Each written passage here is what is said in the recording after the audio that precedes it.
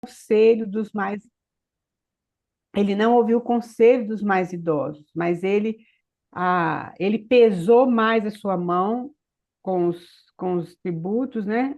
E o povo então se rebelou. E aí Jeroboão, Deus já tinha feito essa profecia com relação a Jeroboão.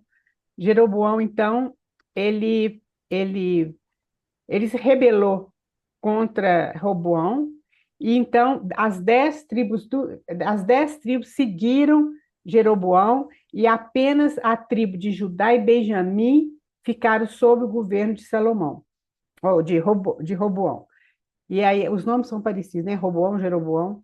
Então, Judá e Benjamim ficaram no sul. Depois nós vamos ver um mapa, tem aqui, eu já mostrei da outra vez. E as outras 10 tribos ficaram no norte. A capital do Reino do Norte foi Samaria, e do Reino do Sul continuou sendo Jerusalém. Os reis do Reino do Norte, queridos, eles não tinham a dinastia. Por exemplo, Jeroboão reinou, depois foi o filho dele, mas depois foi outra família que assumiu, e assim por diante. Eles não tinham uma dinastia assim. Mas o Reino do Sul, não. Até o final, quando eles foram deportados para a Babilônia, eram todos a descendência de Davi. E aí, aquele texto que eu li ali foi quando o Reino do Norte foi levado cativo para a Síria. A Síria. E aí, então, essas 10 tribos desapareceram, porque com, eles se misturaram com as outras nações, e mesmo o rei da Síria mandou pessoas de outras nações habitarem lá em Samaria, e então eles se misturaram. Antes disso, a gente viu que Jeroboão, quando vocês leem lá, Jeroboão ele fez um outro, como fosse um outro templo, né? Mas com ídolos lá dentro. Eles se afastaram totalmente daquilo que Deus tinha feito, né? Previsto, daquilo que Deus tinha mandado, dos mandamentos do Senhor, da presença do Senhor. Isso, alguns dessas tribos do norte, quando houve essa divisão, eles ficaram no sul. Eles não seguiram os irmãos dele no norte, mas eles ficaram aqui no Reino do Sul. Mas a maioria seguiu Jeroboão, e aí foi uma catástrofe, foi aquilo que a gente leu, que eles desobedeceram. E quando a gente lê 2 Reis 17, vocês veem quantas coisas erradas eles fizeram. Inclusive fala que eles queimavam seus filhos como sacrifício, né? Coisa que é abominável totalmente ao Senhor. Então, queridos, nesse pano de fundo que a gente está entrando aqui em 2 Reis. Mas como a gente leu lá no início que Jesus, então, ele é o nosso rei, o rei dos reis, o Senhor dos senhores. E o Senhor Jesus, ele não tem nada de errado, claro que não. Ele é o nosso rei eterno, e nós podemos descansar no Senhor Jesus como nosso rei. Então a gente vê como que o homem falhou em todos os aspectos, e como Deus sempre restaurando, resgatando o povo dele, né? Para poder cumprir o propósito dele. Pode passar aí, por favor, Dani. Então a gente vê algumas coisas, aí já está mais ou menos o que eu falei, né? Então os livros de reis, eles cobrem praticamente toda a história dos reis de Israel, que governaram o povo de Israel, tanto o reino do sul quanto o reino do norte.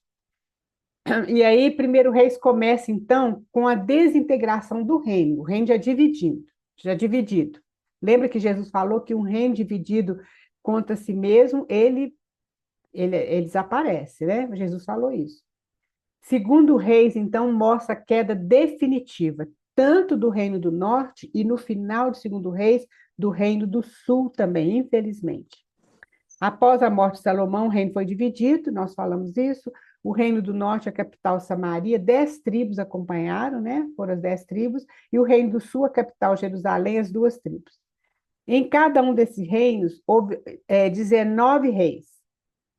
No reino do sul, houve alguns reis que foram bons, poucos, mas houve alguns reis bons, e outros mais ou menos. Esses reis todos eram descendentes de Davi. No Reino do Norte, todos os reis foram maus. Todos os reis foram maus. Pode passar, Dani, por favor. E aí, então, mostrando aqui o mapa, né? Então, o reino de Israel ficou dividido assim, ó. O reino do norte, eram essas cidades, né? E o reino do sul, aqui para baixo. Jerusalém, Hebrom, Belém, era tudo aqui para baixo, tá certo? E aí a gente vê os outros aqui, né? Aqui bem para cima que está a Síria. A Síria. Aqui Damasco é a capital da Síria, não é da Assíria, é da Síria, entenderam, né?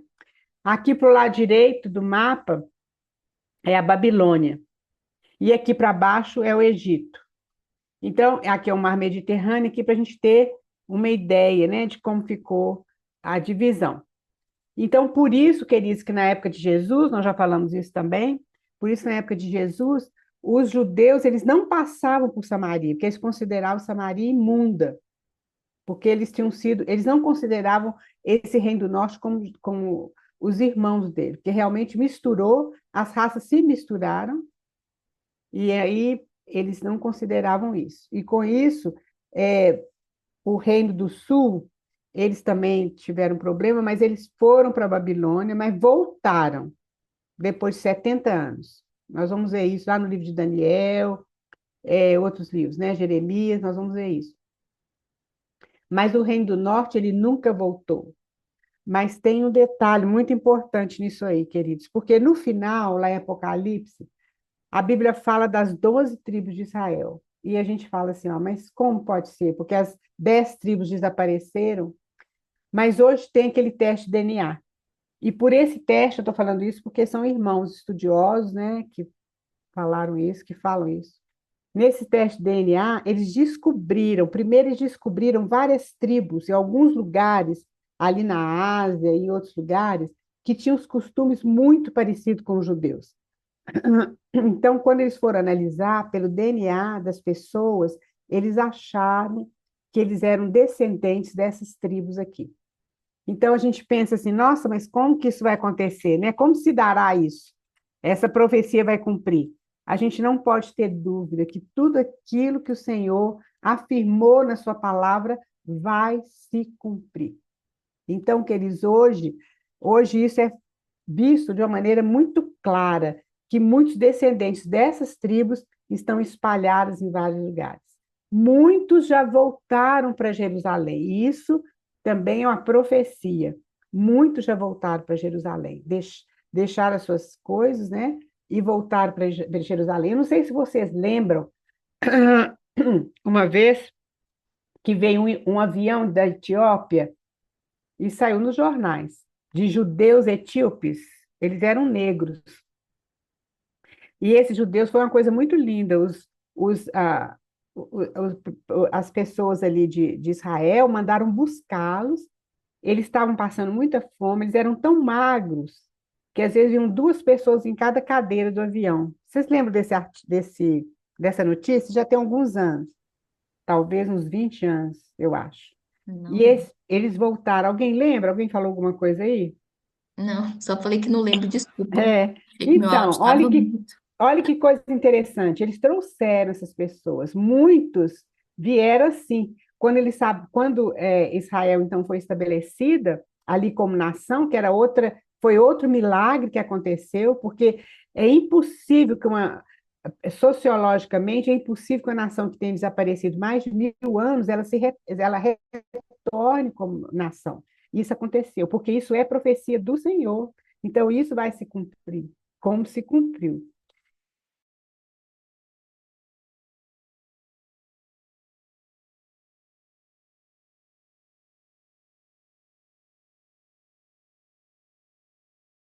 Foi muito interessante. Pode passar, Dani, por favor. Senhor, só eu fiquei. Eles, ma- eles mataram todos os teus profetas e só eu fiquei. E Deus fala assim: não é assim. Tem 7.000 que não dobraram seus joelhos a Baal. Então, Deus estava guardando aquelas pessoas. Sempre, queridos, tem um remanescente. Às vezes a gente olha para as igrejas, né, de um modo geral, a gente fica assim, às vezes, muitas vezes desanimado. A gente olha para a gente mesmo e fica desanimado. Senhor, como que vai ser isso, né? E aí o que que acontece? A gente vê que o Senhor sempre tem um remanescente. Aqueles que não deixaram o caminho do Senhor. E isso aconteceu também lá em Israel. Infelizmente, essas pessoas elas sofrem as consequências, porque elas também foram levadas cativas, mas o Senhor está guardando o seu povo, né? Então, queridos, então, no segundo Reis, nós vamos ver que Elias foi arrebatado, nós conhecemos bem a história, e ele passa esse cargo para Eliseu. Então, nós vamos ver três personagens importantes aqui em segundo Reis, que é Eliseu, o profeta, vamos ver o rei Ezequias e o rei Josias. Porque esses dois reis foram muito importantes para poder trazer o povo de volta para a adoração do Senhor. Aqui está a lista dos reis, os que foram bons, os que foram maus. Aqui são os reis de Israel e os reis de Judá. Os reis de Judá estão do lado de cá, nesse cor de vinho, né? E os reis de Israel no de amarelo. E aí depois vocês podem ver, aqui vocês veem que todos os reis aqui do Reino do Norte, todos foram maus. Aqui no Reino do Sul, alguns foram bons. Asa, Josafá, Amazias, que era Uzias, né? Ou Azarias, Jotão, Ezequias, então vai ser esse rei que nós vamos focar, Ezequias, depois Josias e só. Foram poucos também, né? E depois eles foram levados também cativos para o reino, para Babilônia. Aí pode passar aí o slide, por favor. É a Tati, né, que está passando a Dani, não sei. Então, o segundo Reis começa quando Elias foi tomado ao céu. E Eliseu, então, ele sucedeu Elias como profeta. Então, o segundo Reis pode dividir o seguinte: de 1 a 13 é o ministério de Eliseu. E segundo Reis 17, que nós já lemos uma parte, é a destruição do Reino do Norte. O Reino do Norte, nós já falamos bem disso, foi levado lá para a Síria. E segundo Reis 18, 20, é quando fala do grande avivamento que ocorre no reinado de Ezequias, que é o reino do sul, que já não existia mais o reino do norte, né? E depois, segundo Reis 22 e 23, o outro avivamento no reinado de Josias, que é o reino do sul também, Judá. Foi outro rei também que começou a reinar muito novinho, né? Pode passar aí, por favor. A gente vê, queridos, que teve uma... Ai, já vai para a oração. Vamos ver então aqui, continuar, pode voltar aí. Existem algumas semelhanças e algumas diferenças lá com Elias e Eliseu. Foram dois profetas bem proeminentes ali no Antigo Testamento. Elias, as semelhantes, eles foram, todos os dois foram profetas do Reino do Norte. Vê como Deus estava tentando puxar o povo dele de volta para si, né?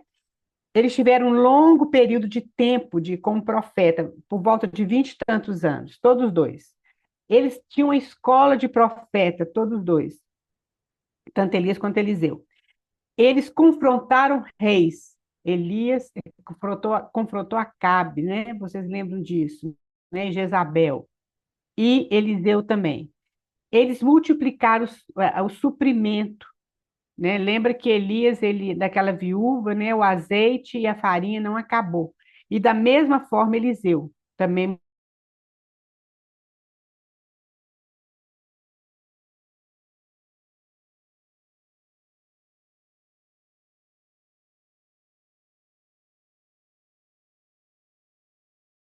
multiplicamente.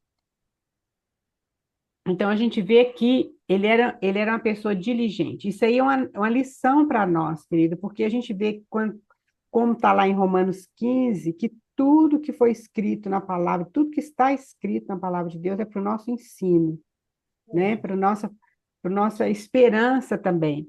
E aí vocês veem, a gente pode, todos aqueles profetas, Daniel, a gente fala muito de Daniel, a gente fala muito de José, a gente fala muito de Davi, mas se a gente olhar a vida desses homens, eles eram homens diligentes. É muito difícil Deus usar uma pessoa preguiçosa. Nós precisamos prestar atenção nisso, porque a gente precisa ser diligente no estudo da palavra, a gente precisa ser diligente na oração. Eu não estou falando de religiosidade, não. Estou falando assim, a gente ser diligente nas coisas que Deus nos conduz a fazer. Porque eu estou falando por mim mesma. Porque às vezes a gente faz assim, não, vou deixar para amanhã, amanhã eu faço isso. Não, hoje eu estou muito cansada, tem muita coisa para fazer, vou deixar para depois, né? Mas não pode ser assim, a gente precisa ser diligente. É difícil Deus usar uma pessoa preguiçosa. Quando a gente vê lá a vida de José, porque muitas vezes as pessoas falam, José do Egito, ele alcançou aquele. Sim, ele alcançou uma posição alta lá no Egito. Realmente Uhum. Deus abençoava o José. Mas você vê como que foi o caminho de José, como que foi o caminho dele. Quando a gente vê Davi, como que Davi era cuidadoso. Quando o pai dele mandou ele levar a comida lá para os, levar aquelas coisas lá para os seus irmãos na guerra, que ele encontrou Golias, ele deixou as ovelhas ao cuidado de alguém. Depois, chegando lá em Golias, ele deixou deixando, naquela guerra lá com os filisteus, ele deixou as bagagens ao cuidado de alguém. Depois, quando ele estava fugitivo, a família dele veio ele visitar, ele deixou a família dele aos cuidados de outra pessoa. Ele era diligente também, né? E aí, ele tinha um coração exercitado, porque ele obedeceu Elias imediatamente. Ele voltou, falou com os pais dele, né? Sacrificou aqueles bois, mas ele começou a seguir Elias imediatamente, né? Ele era um servo. Lá em 2 Reis 3:11, alguém abre aí e lê para nós.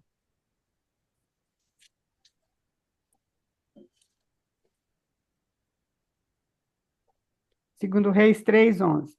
Ele era um servo. Mas Josafá perguntou: Será que não há aqui profeta do Senhor para que possamos consultar o Senhor por meio dele? Um conselheiro do rei de Israel respondeu: Eliseu, filho de Safate, está aqui. Ele era auxiliar de Elias. É isso aí. Aqui na minha tradução fala assim: aqui está Eliseu, filho de Safate, que deitava a água sobre as mãos de Elias. Então vê que o ministério de Eliseu começou como servo. Ele fazia, ele servia a Elias, né? Então ele era um servo. Muitas vezes o Senhor coloca a gente acha que para a gente servir o Senhor tem que ser coisas grandes, né? Mas não, são pequenas coisas, né? Porque ali Jesus mesmo fala, aquele que der um copo de água fria no nome dele. Então, quando a gente abre a nossa casa aos pés de alguém, quando a gente dá um conselho para alguém, quando a gente ora por uma pessoa, mesmo que seja só a gente, às vezes a pessoa nem sabe, né? Isso tudo nós estamos sendo servos, não são coisas grandes, mas são nas coisas pequenas, porque Deus olha o nosso coração. E cada um tem um dom de Deus, né? Um tem um dom de várias coisas, mas tem aquela pessoa também, que quando a gente faz isso para o Senhor, é aquela pessoa que lava os banheiros, vamos dizer assim. Se a gente faz isso para o Senhor, que está lavando os pratos, né, na nossa casa, que está cuidando de um bebezinho, se a gente faz isso para o Senhor, nós somos servos do Senhor. Isso faz toda a diferença na nossa vida. Então, Eliseu, ele era um servo. Ele realizou vários milagres, vocês podem ler lá em 2 Reis, vocês vão ter um tempo bom, grande, né, para ler 1 Reis, 2 Reis. Vocês vão ver a quantidade de milagres que Eliseu fez. E depois, então, ele morre. Quando ele morre, eu acho muito interessante, ele cura Naamã, né? Tem algumas que a gente sabe, né? É, fala o reinado de Acasias, etc. Ele restaura bem a sunamita, aquela sunamita que ele ressuscitou o filho dela, né? E aqui, quando fala sobre a morte dele, deixa eu ver se eu acho aqui, eu não anotei. A profecia final é a morte de Eliseu. Olha bem, né, lá no 13:14, fala assim: estando Eliseu padecendo da enfermidade que havia de morrer. Muitas vezes a gente pensa assim, não, o servo de Deus não pode morrer de doença. Ué, Eliseu tinha curado, não ressuscitou o filho da sunamita? Mas veja bem o que está falando a palavra de Deus aqui, olha. Estando Eliseu padecendo da enfermidade de que havia de morrer. Então ele morreu e depois, veja bem, lá no 20 fala assim: morreu Eliseu e o sepultaram. Ora, bando dos moabitas costumava invadir a terra à entrada do ano. Sucedeu que, enquanto alguns enterravam um homem, eis que viram um bando. Então lançaram o homem na sepultura de Eliseu. E logo que o cadáver tocou os ossos de Eliseu, reviveu o homem e se levantou sobre os pés. Ele fez um milagre até depois de morto. Isso aí nos ensina o seguinte, queridos, que muitas coisas, sementes que a gente planta, elas vão continuar dando fruto. às vezes depois da nossa morte. A gente lê a biografia de várias mães que oraram pelos seus filhos muitos e muitos anos. E algumas delas não viram o resultado das suas orações. Mas hoje nós colhemos o fruto dessas orações, desses homens de Deus que oraram, que essas mães oraram pela vida deles. Por isso que a oração é muito importante, não só pelos nossos filhos, mas pelas pessoas também. Nós somos sustentados pelas orações. Então, isso aqui é a vida de Eliseu. Aí, então, nós vamos ver o rei Ezequias. Tem vários reis aqui, e nós vamos ver o rei Ezequias lá em 2 Reis 18. Começa com a história. Antes disso, a, já achei, foi antes, foi depois, não sei, deixa eu ver aqui. Aí o rei, vamos lá no rei Ezequias, depois nós vamos ver para frente. O rei Ezequias, então, ele foi rei de Judá, foi um rei bom. Ele foi um rei bom, queridos, porque ele voltou aos princípios da palavra de Deus. Ele resgatou aquilo que Deus tinha colocado, o templo e a palavra de Deus, né? Então, aqui no capítulo 18 fala, no terceiro ano de Oséias, filho de Elá, rei de Israel, começou a reinar Ezequias, filho de Acás. Vamos lembrar que Oséias foi praticamente o último rei lá de Israel, né? Do Reino do Norte. E aí Ezequias, então, ele começa a reinar aqui no Reino do Sul. Isso aí, essa maneira que foi escrito o livro de Reis, às vezes faz uma confusão, pelo menos na minha cabeça, porque fala de um rei de Israel, fala do rei do sul de Judá, e fala os anos, e a gente vai fazendo aquela emboleira. Por isso que quando a gente olha aquele, aquele slide que a gente colocou dos reis, aí a cabeça da gente parece que começa a funcionar melhor, né? Ezequias, então, ele reinou no Reino do Sul, né? Reino de Judá e Benjamim. Ele começou a reinar com 29 anos e reinou por 25 anos. E é interessante que os reis, Deus, ele tem uma vara, nós já falamos disso, uma vara de medir, né? Ele media tudo com relação a Davi. Então, ele fala assim, no versículo 3, 18:3, fez ele o que era reto perante o Senhor, segundo tudo que fizeram Davi, seu pai. Vocês podem observar os reis que eram maus, eles falam que andou nos maus caminhos, não fez aquilo que Davi fez, sempre Deus coloca Davi como exemplo ali, é muito interessante isso, né?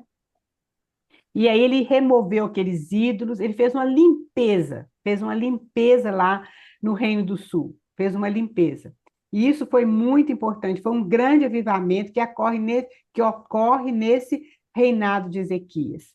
E aí, então, aí a gente vem falando, e o rei da Síria, então, aí vai falar sobre o cativeiro do Reino do Norte, né? Lá no versículo 11, o rei da Assíria transportou Israel para Araçíria e fez habitar, nós já lemos isso, porque eles não obedeceram à voz do Senhor. Aí vai repetir tudo aquilo que a gente leu no capítulo 17, né? E não ouviram o Senhor. Aí, veja bem, tem aquele rei, então, Senaqueribe, então ele vai querer invadir Judá. E aí Ezequias ele se humilha diante de Deus e quando ele recebe aquela carta daquele rei Senaqueribe, ele vai diante de Deus, a gente vai ver isso em Crônicas, ele vai diante de Deus, coloca aquela carta diante de Deus e começa a orar. É muito linda a oração dele. E ele, com muita humildade, ele fala, Senhor, é o teu povo. Então, nos liberta disso, nos liberta desse rei, dessa nação que está nos invadindo. Isso aqui é a tua porção, a tua herança. Se bem que Deus sabia que mais para o futuro eles iriam ser também invadidos, né? E Deus, então, atende aquela oração. Esse rei lá, Senaqueribe, ele, ele afronta Ezequias assim: assim diz o sumo rei, o rei da Síria. Que confiança é essa em que te estribes? Eu estou lendo 2 Reis 18:19. Bem posso dizer-te que teu conselho e poder para a guerra não passam de vãs palavras. Em quem, pois, agora confias para que te rebeles contra mim? Então, veja bem, ele faz como é que fala, gente? Ele coloca assim, como se ele fosse superior, inclusive a Deus, né? Aí, veja bem, acaso os deuses das nações puderam livrar cada um a sua terra das mãos do rei da Síria? Onde onde estão os deuses de Amate, Arpate? Onde estão os deuses de Sevarvaim, Rene e Iva? Acaso livraram eles a Samaria das minhas mãos? Quais são dentre todos os deuses destes países que te livraram a sua terra e as minhas mãos, para que o Senhor possa livrar Jerusalém das minhas mãos? Veja bem, ele está, ele tá, esqueci a palavra agora, mas ele está falando contra o Senhor mesmo, né? Afrontando. Afrontando, é isso mesmo, Lana, obrigada, né? Aí, então, Ezequias, então, ele rasga suas vestes, isso aí era uma maneira antiga, né, que eles faziam de estar de luto, né, em tristeza, e cobriu-se de pano de saco e entrou na casa do Senhor. Queridos, alguns reis a gente vai ver, quando eles eram afrontados por outros reis, eles procuravam ajuda lá no Egito, procuravam ajuda não sei aonde, mas aqui Ezequias, ele teve a atitude correta, ele foi diante do Senhor, ele entrou no templo e foi diante do Senhor, e ele buscou o profeta Isaías, na época dele era o profeta Isaías. Quando a gente estudar os profetas, nós vamos colocar o tempo desses profetas na vida de cada rei, então a gente vai entender mais um pouquinho as coisas, né? E aí, então, porventura o Senhor teu Deus terá ouvido as palavras de Rabsaque, que o rei da Síria, seu senhor, enviou para afrontar o Deus vivo, e repreenderá as palavras que ouviu. Ergue, pois, orações pelos que ainda subsistem. E aí, então, aí Deus fala, Deus manda a resposta para ele. Dizei isto a vosso Senhor, assim diz o Senhor, assim diz o Senhor. Não temas por causa das palavras que ouviste, com as quais os servos do rei da Síria blasfemaram de mim. Queridos, eu fico pensando nisso. Muitas vezes a gente tem a tendência de defender Deus. Nós não precisamos defender Deus. Ele se defende. Ele está ouvindo tudo. Então, o nosso papel é a gente submeter a Deus e buscá-lo, né? Buscá-lo. Aí Deus fala assim, ó, eis que meterei nele um espírito e ele, ao ouvir certo rumor, voltará para a sua terra e nela eu o farei cair morto à espada. Deus tem a hora certa de fazer tudo, e foi exatamente isso que aconteceu. Então, queridos, a gente vê como que o Senhor, nós não precisamos defender o Senhor, porque muitas vezes as pessoas vêm, a gente quer pregar o evangelho, muitas vezes as pessoas vêm e falam, mas Deus fez isso, Deus fez aquilo, ou eu não acredito em Deus, como pode existir Deus? Nós não precisamos defender Deus, ele mesmo se defende. Porque às vezes a gente vai até complicar as coisas mais, né? E aí Ezequias então fez essa oração. Olha, tendo Ezequias recebido a carta das mãos dos mensageiros, a carta que veio lá do rei da Síria, leu-a, então subiu à casa do Senhor, estendeu-a perante o Senhor e orou perante o Senhor, dizendo, ó Senhor Deus de Israel, que estás entronizado acima dos querubins, tu somente és o Deus de todos os reinos da terra. Tu fizeste os céus e a terra. Inclina, ó Senhor, o ouvido e ouve. Abre, Senhor, os olhos e vê. Ouve todas as palavras de Senaqueribe, as quais ele enviou para afrontar o Deus vivo. Verdade, ó Senhor, que os reis da Síria assolaram todas as nações de suas terras e lançaram no fogo os deuses deles, porque deuses não eram, senão obra de mãos de homem, madeira e pedra, por isso destruíram. Agora, pois, ó Senhor nosso Deus, livra-nos das suas mãos, para que, olha só, ele não falou aqui para que eu seja, fala assim, eu sou o Todo-Poderoso, não, para que todos os reinos da terra saibam que só tu és o Senhor Deus. Essa oração está lá em 2 Reis 19, de 14 até 19. A gente vê o coração de Ezequias. Primeiro, ele realmente reconhecia que Deus, ele era o rei, ele é o rei dos céus e da terra. Isso tem que estar muito forte no nosso coração, queridos. Isso tem que estar muito forte no nosso coração. E aí, então, a gente vê que esse era o coração dele. Deus, então, libertou o povo de Judá disso aí tudo. É muito lindo. Depois, Ezequias adoece e ele chora. E Deus, então, dá mais 15 anos para ele. E nesses 15 anos, Infelizmente, ele tem um filho que chama Manassés, que foi o pior rei de Israel. É impressionante isso, querido. É outra lição que nós aprendemos aqui. O Senhor tem um tempo certo de todas as coisas. Mas o Ezequias, ele clamou ao Senhor para que o Senhor desse mais vida para ele. E deu. Infelizmente, ele fez, ele mostrou tudo aquilo que ele tinha de tesouro na casa dele, depois vocês leem lá, vocês vão ver. E ele teve esse filho, que foi o próximo rei depois dele, que acabou com todo aquele avivamento que o pai dele trouxe para a nação de Israel, né? Os reinos do sul. Manassés acabou. A Bíblia fala claramente, Manassés foi o pior rei, pior rei. Diz, inclusive, que foi pior do que todos os reis que tinham em redor dele. Só lá em Crônicas que a gente vai ver uma oração de Manassés se arrependendo. Ele se arrependeu. Mas aqui em Reis não fala desse arrependimento. Então, essa é a vida de Ezequias. A gente vê como que foi importante, como é que Deus atendeu a oração dele, como ele tinha um coração totalmente voltado para o Senhor. E outro rei, então, que eu queria deixar aqui para nós também, que foi importante, foi o rei Josias. Também, lá no capítulo 22, foi um reinado, nós só temos um pouquinho de tempo, né? Foi um reinado que foi um avivamento também. Nós vamos ver por quê. Ele começou a reinar com 8 anos. Antes disso, depois que Manassés morreu, ele, parece que é isso aí, deixa eu ver aqui, a Thalia, eu estou fazendo confusão aqui, ou foi antes, não sei, mas acho que é aqui.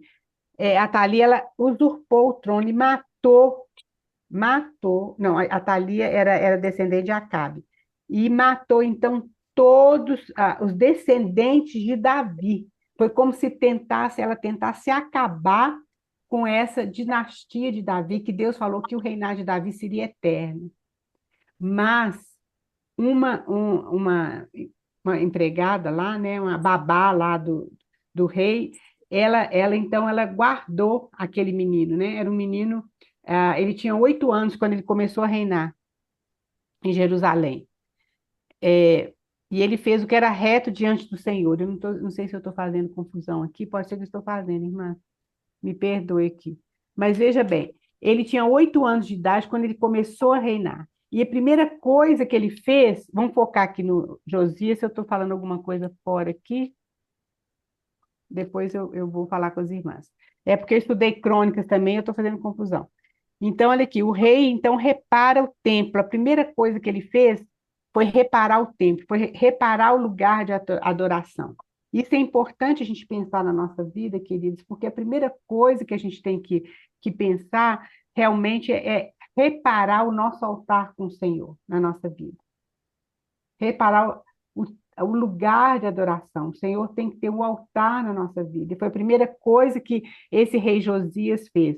Veja bem, lá no 22 fala, olha, no 22:2, fez ele o que era reto perante o Senhor. Andou em todo o caminho de Davi, seu pai, e não se desviou nem para a direita, nem para a esquerda. Olha só, Davi, ele era a régua de medir de Deus, né? Olha que coisa linda. E aí, no 18º ano do seu reinado, o rei Josias mandou o escrivão Safã, filho de Azalias, etc., dizendo, sobe aí o Quis, que era o sumo sacerdote, para que conte o dinheiro que se trouxe à casa do Senhor. E aí, então, ele começa a restaurar o templo. O templo estava destruído, o templo estava acabado, aquela glória todo o templo já tinha saído, a gente sabe disso. E aí, então, ele começa a restaurar a casa do Senhor. E nessa restauração, eles acham o livro da lei. Veja bem, vocês lembram lá em Deuteronômio, quando a gente estudou, que uma das condições do rei era que ele tinha que ler aquelas leis e escrever as leis que o Senhor colocou todos os dias. E agora aquela palavra de Deus estava debaixo de escombros. Então, veja bem, quando eles acharam aquele livro que estava lá debaixo das destruições, lá, né, debaixo dos escombros mesmo, e eles leram esse livro lá para Josias, Josias rasga suas vestes. E Josias fala, nós estamos numa situação muito ruim. Deus está irado conosco, porque nós não temos feito nada que o Senhor quer.